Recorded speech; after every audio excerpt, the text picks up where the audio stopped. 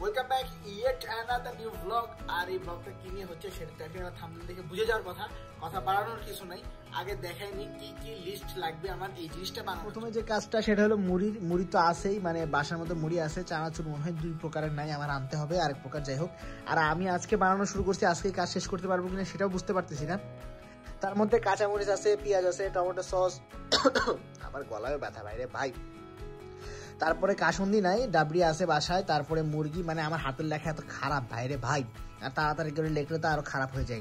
মুরগিও বাসায় আছে, আচার আছে, তেল আছে, বিট লবণ, ম্যাজিক মশলা, ধনিয়া পাতা, টমেটো, লেবু, এখানে আলু ভর্তা আর ডিম সিদ্ধ। এই মোটামুটি জিনিস কয়টা লাগবে, 17টা জিনিস আছে এখানে, এই কয়টা জিনিস লাগবে। তো এখন আমি যাবো ফার্স্টে হলো মুরগি ভিজাইতে হবে। কালকে রাত্রেবেলা সোলার ডাবরিগুলো ভিজা রাখছিলাম, মুরগি এখন ভিজাইতে হবে তাড়াতাড়ি। তো মুরগি চলে এসেছে, এবার এটাকে ভিজাতে হবে ভাইয়া। এখানে সবকিছু নেওয়া হয়ে গেছে, আর কিছু জিনিস নাই সেটা আনতে পাঠাইছি। এখানে টমেটো, সোরা মানে ডাবরি আর কি, এটা সস, আচার, হলুদ, মরিচ, জিরা, তেল, লবণ, বিট লবণ, পেঁয়াজ, লেবু 1 পিসই আছে দেখতেছি বাসায়, আন্ডা, আদা রসুন। এখন কাম হলো আন্ডাটাকে আগে সেদ্ধ করা।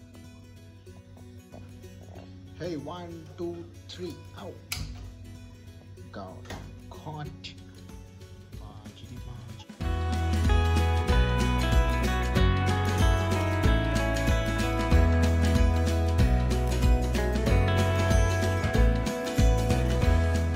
প্রায় শেষ, পানি বেশি দিয়ে আলাইছি, কিছু করার নাই। আর এখানে এই যে ডাবরি বাসাবাসি করা লাগতেছে, ডাবরি বাসাবাসি করে ডাবরিটা সিদ্ধ দিতে হবে। এই ডাবরিটাই মানে সবচেয়ে বেশি সমস্যা, আর বাকি কিছু সমস্যা নেই, সবকিছু রেডিমেডই আছে। এটাকে একটু ব্লেন্ড করি। আর আলু সেদ্ধ বসে দেওয়া হয়েছে, এখন এটা সেদ্ধ হোক, ততক্ষণে আমি এটাকে ব্লেন্ড করে দেব।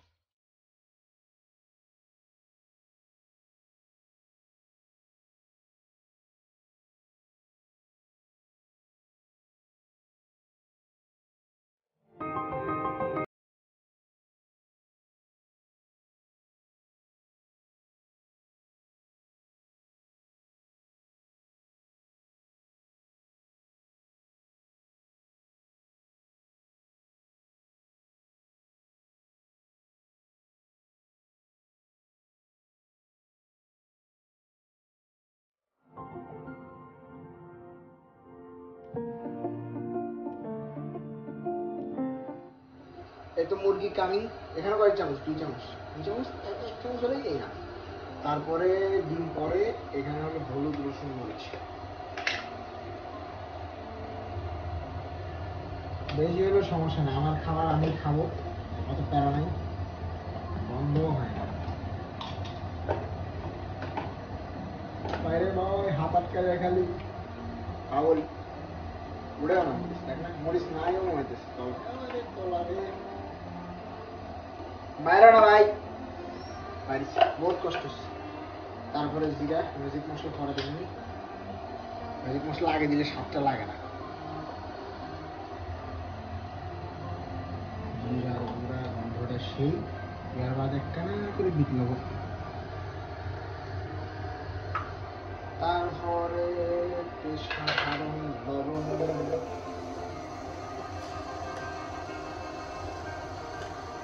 তারপরে সরিষা তেল,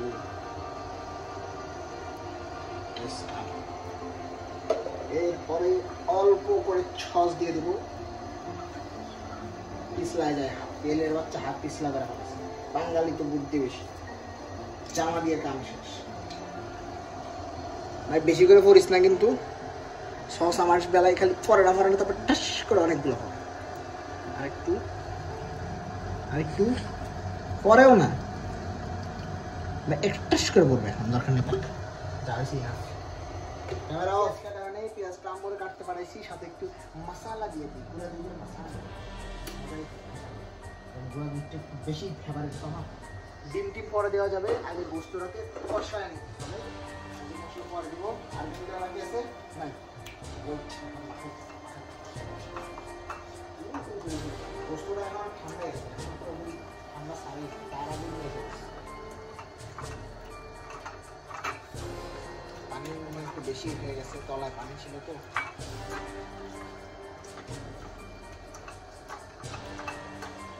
মাখানো কমপ্লিট। পেঁয়াজটা আমার হয়ে গেছে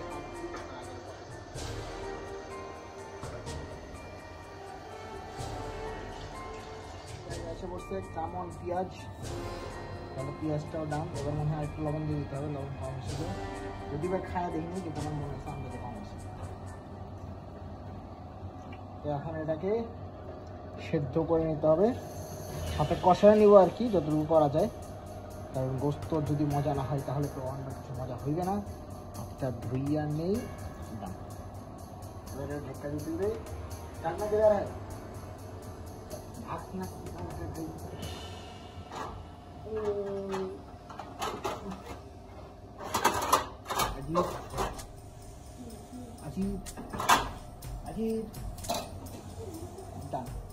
ডাবড়ি এখনো সেদ্ধ হয় নাই, মাগার আলু সেদ্ধ হয়ে গেছে, আলুটা তুলে রাখতে হবে, করার নাই। আর ডাবড়ি সেদ্ধ তো মনে হয় এখনো 5-6 মিনিটের উপরে লাগবে, ভাই হোক না ডাবড়ি করার নেই।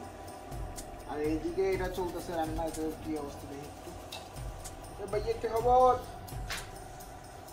সেই একটা কালার সেই সেই বহুদিন পরে আবার গোস্ততে হাত দিয়েছি। আর আজকে গোস্তটা একটু অন্যরকম ভাবে রান্না করার চেষ্টা করছি, যার কারণে সস টস দিয়ে 12টা বাজাইছি, জানি না স্বাদ কিরকম হইবে। তো এখন আগে আলু উঠানো শেষ করি, তারপর দেখা হচ্ছে।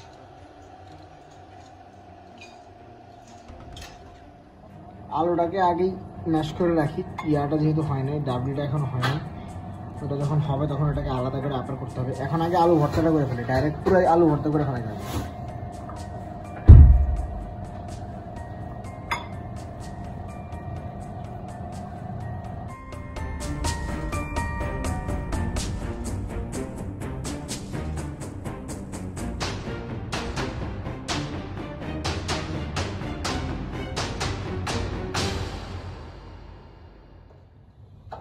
আলু ভর্তা রেডি, তার মধ্যে একটা ডিম দিতেছি, আর একটা ডিম আস্ত দিব।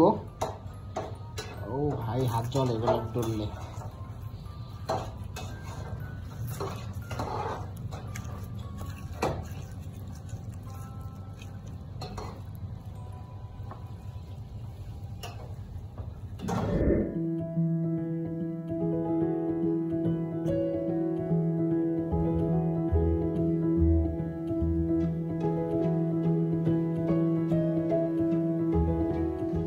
আসে আসল কথায়, আজকে হঠাৎ করে এটা কেন রান্না করতে বসলাম। বাসায় বসেছিলাম, মোদায় কোনো কাম কাজ ছিল না, বাড়িতে গেলাম, কোনো ব্লগ ব্লগ কিছুই করা হয়নি। তো যার কারণে বাসায় আসলাম, আইসে ভাবতেছি কি করা যায় কি করা যায়, বাইরে যাইতে ইচ্ছা করতেছে না, শরীরের অবস্থা বেশি ভালো না। যার কারণে কালকে রাত্রেবেলা না দুপুরবেলা মনে হয় ফেসবুক ঘাটতেছিলাম, ফেসবুক ঘাটতে ঘাটতে দেখলাম হলো সামনে আসছিল এই কি বলে এটাকে ঝালমুড়ি, 100 টাকার ঝালমুড়ির একটা রেসিপি। তো আমি ভাবলাম যে ঠিক আছে আমি একবার ট্রাই করে দেখি, বাসার মধ্যে যেহেতু কোথায় বসে আছি, আর অন্য কিছু রান্না করতে ইচ্ছা করতেছিল না। গোস্ত রোস্ত রান্না করতে করতে একবারে মনে করে যে শেষ হয়ে গেছে এখানে, ঠিক আছে। গোস্ত রোস্ত এর আগে রান্না করছি, জামাতে গেছিলাম, যে জামাতে প্রচুর গোস্ত রান্না করেছি, এর জন্য চাইছিলাম যে গোস্ত থাকবে ঠিক আছে, কিন্তু গোস্তর সাথে আরেকটা অন্য কিছু করা যায় কিনা দেখা। গোস্তটা তো মোটামুটি হয়ে গেছে, এদিকে সোলারটাও মোটামুটি কাজ শেষ, একটু বাকি আছে। এটাকে ঝোলটা একটু টানায় নেবো, আর এটাকে এতটুকুতে নামাবো, আর একটু নামাই সেদ্ধ করতে হবে। এই গোস্তটাকে এখনো ছাড়ে নেই। তো অনেক বড় ভাই আমাকে বলেছেন, আমার কয়েকজন বড় ভাই আছে, আমাকে বলেছেন যে রান্না তুই পারস না, তোর আম্মা করে দেয়। তো এই জন্য আজকে আমার আম্মারে দূরে দূরে রাখছে। আম্মু করে দেয় যে হিসাবটা ওরকম পুরাপুরিটা, আবার পুরাপুরি যে করে দেয় না তাও না। যেমন আজকেও বেশ কিছু কাজ ওনারিতে করাইছি, যেমন এই ইয়ার কাজগুলো যেগুলো আছে, আসলে বাসায় রান্না করলে আম্মু আসবে, এটা স্বাভাবিক, এখন কিছু করার নাই, আম্মু আসছে। তাছাড়াও আমি একে সব কিছু সামলায় ওঠাও কষ্ট, এই আর কি বিষয়। মোটামুটি রান্না শেষ, বকর বকর কম করি। এখন এদিকে আবার চলে আসছি ডাইনিং রুমে চলে আসছি, যাতে করে ভালো করে দেখানো যায়। আর এখানে গোস্তগুলো আছে, গোস্তগুলো আগে তুলি, গোস্তগুলো থেকে হাড্ডিগুলো আলাদা করতে হবে আগে। ভাই এত জোরে কথা বলছো কেন?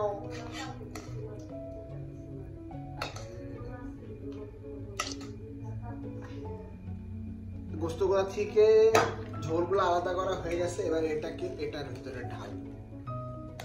এটার অবস্থা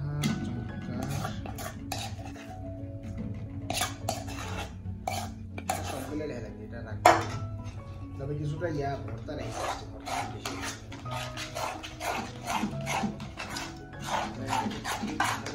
করতে হইবে।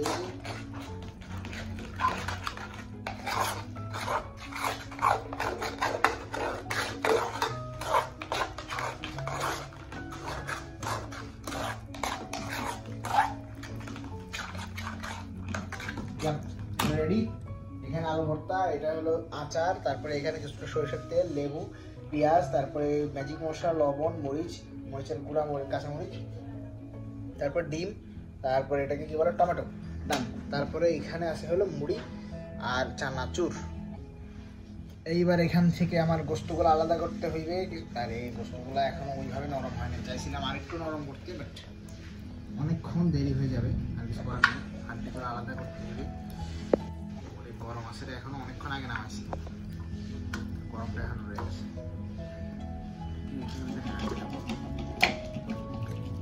পরে সাইজ করা যাবে।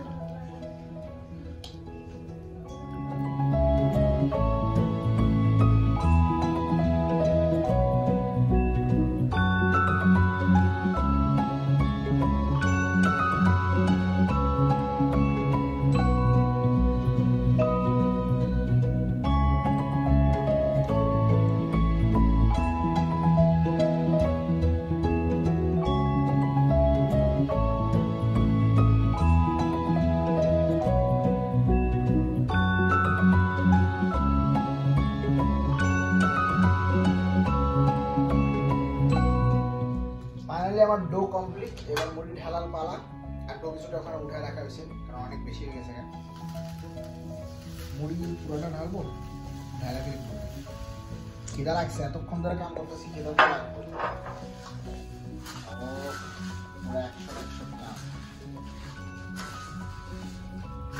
এখন যদি কেউ ব্লগ দেখে কজ আমার মুড়ি মেখে খাওয়া যাবে, বেশি কিছু না ভাইয়া, এখানে মোটামুটি 100-120 টাকা, কারণ ডিম দুধের দামই পড়ছে প্রায় 20 টাকার কাছাকাছি, তারপরে 20 টাকা বেশি। ডিমের দাম এখন অনেক বেশি, 15 টাকা এরকম। আমি ডিম কিনে অনেক দিন আছে, তারপরে মুরগির তো দাম আছে, বাকি যেসব ইনগ্রেডিয়েন্টস আছে সবকিছু মিলাইয়া মোটামুটি এক প্লেট খাইতে হলে তুমি 100 টাকা নিয়ে আসিও, তোমাকে আমি বানিয়ে খাইয়ে দেবো, সমস্যা নাই। এই আমার মুড়ি মাখা প্রায় ডান। এখন উপর দিয়ে একটুখানি লেবু ছিটিয়ে দেই। এই লেবু শুকায় গেছে, লেবুটা দেখা তো মুড়ি মাখার ডান। আর কেউ খাতে চালে যে 100 টাকা নিয়ে চলে আসবে, রাস্তায় ধরে বললে হবে না যে মুড়ি মাখে খাওয়া না কেন, হ্যান্ড ত্যান এগুলো বললে চলবে না, এই আর কি। আর এই ব্লগটা জাস্ট বসে আসি, কিছু করার নাই, ব্লগ করা লাগবে তাই করতেছি, কিছু করার নাই আর বাসায়। তবে আরেকটা ব্লগ আসবে ফ্রেন্ডদের সাথে, গেট টুগেদার, মানে লাস্ট বলে তো অনেক দূরই আসলাম, তারপরেও আরেকটা গেট টুগেদার হবে সম্ভবত, ওইটার ব্লগ আসবে, টেনশন করবে না। আর আজকের ব্লগটা প্রায় এখানেই শেষ করে দেবো, কিছু কথা আসতে খাওয়াটা আগে শেষ করি, ও আগে একটু রিভিউ দিয়ে নিই।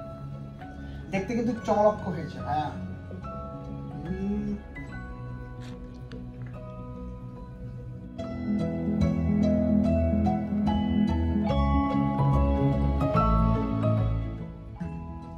স্বাদ মোটামুটি পারফেক্ট।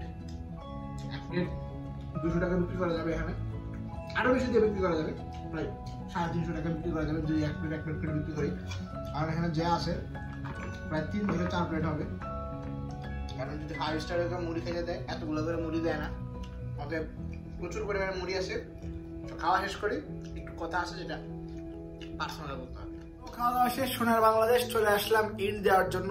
আর বেশি কিছু বলার নাই, ওই লাইক কমেন্ট শেয়ারের কথাই বলবো। আর একটা কথা হলো গিয়ে, ব্লগ যদি এরকম চাও, মনে করো যে রান্না বান্নার ব্লগ যদি চাও, তাহলে একটু কমেন্ট করিও, যাতে আমার ব্লগ করতে সুবিধা হয় আর কি। অধিকাংশ টাইমে যেহেতু বাসায় থাকি, তো এখন এই কয়েকটা রান্না বান্নার ব্লগ করাই যায়। যদি চাও তাহলে আমি একটা চ্যালেঞ্জ ব্লগ আনতে পারি সামনে, যেটা আমি আরেকজনের সাথে চ্যালেঞ্জ করবো, রান্না নিয়ে চ্যালেঞ্জ হবে। এই রাফাতের আম্মু গর্ব করে অনেক যে রাফাত ভালো নুডলস বানাতে জানে, তো একটা চিন্তা ভাবনা করতেছি রাফাতের সাথে নুডলসের চ্যালেঞ্জ ব্লগটা করতে চাইতেছি। যদি তোমরা চাও তাহলে বলিও, আর যদি তোমরা বলো তাহলে আমি মোটামুটি করার চেষ্টা করবো। তাছাড়াও আমার একটা প্ল্যানিং আছে, আমি সামনে করার চেষ্টা করবো আর কি। আর কথা বাড়াইতেছি না, এই ব্লগটা মোটামুটি শর্টকাটের মধ্যে হয়ে গেছে। আর এই বাইরের ব্লগ আসবে কয়েকদিন পরে আসবে, যেটা বললাম আমার ফ্রেন্ডদের সাথে যে গেট টুগেদারটা আছে, ওটার সময় বাইরের ব্লগ আসবে। তো আজকের জন্য এই পর্যন্তই। আর ব্লগটা কেমন লাগছে সেটা জানাইও। আর রান্না ভাই আমি সব রান্নাই পারি, টেনশন নাই। আল্লাহ হাফেজ।